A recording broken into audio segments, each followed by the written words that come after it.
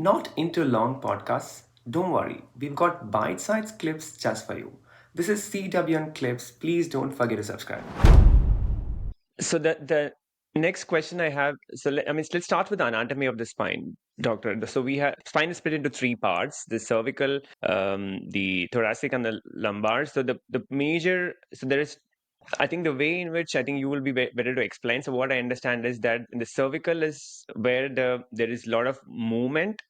So the compression is less, but when you go down in the lumbar, there is less movement, but there is more compression, because that's why it's able to withstand the load, and a lot of carrying or probably weights which you lift is actually able to support it by the lumbar. But most of movements and all that it's supported, that's why this part is more flexible, and so that's how what I understand, right?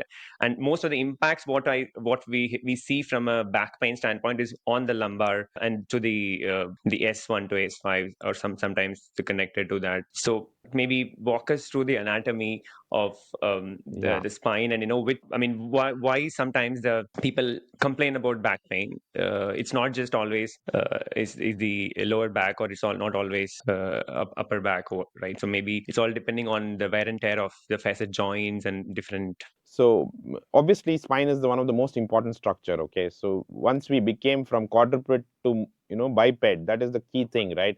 You have a spine even in quadruped animals. So once we became biped, that means people who use two legs to walk. So then the stress on the spine obviously became much more. So your hands are no longer used to walk, or you are not bending forwards and walking. So your lower back, or the lumbar region, like you clearly said, is the one which is taking the stress of the head and the upper back and transmitting them to the legs. So that's why you see a lot of compression or lower backache problem.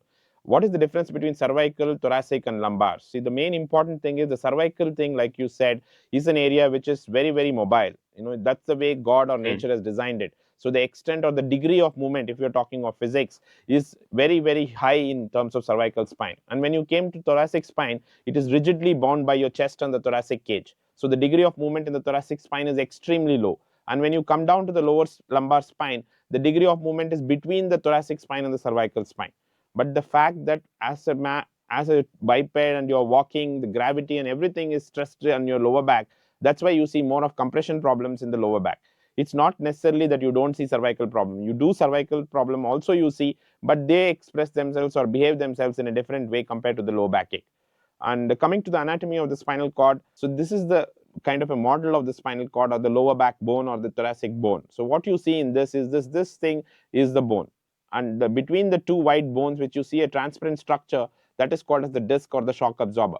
So in the lower back, that is what which is taking maximum amount of stress that comes on your lower back. So that is what it has, a center jelly like substance. And so when you bend or when you move, this jelly moves and takes the load in such a way that the stress is dissipated uniformly across the lower part of the lumbar body.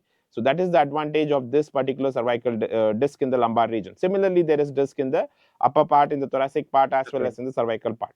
And this is the back of Right. the spine. So in the back of the spine, you can see this yellow color, that is the spinal cord. And you can see these two yellow structures that are coming out on either side, and that is what is called as the nerve roots. So this is the basic structure of the spinal cord in all human beings. Cervical also, it will be similar. There is a spinal cord in the center and the nerve roots which are coming on the side. Between the two bones, there is a disc. So this is a uniform thing that is there. There are some minor modifications, like you were talking about the facet joints and all that. The facet joints in the neck are different. The facet joints in the thoracic spine are different, and the facet joints in the lumbar region are different. Got it. This is just a glimpse of one of the many conversations we've had in this channel. If you found this thought-provoking, please don't forget to subscribe and explore more insights from unfiltered voices and the real-world experts. And please don't forget to like and share this video to as many people as possible. It keeps us going. See you in the next one.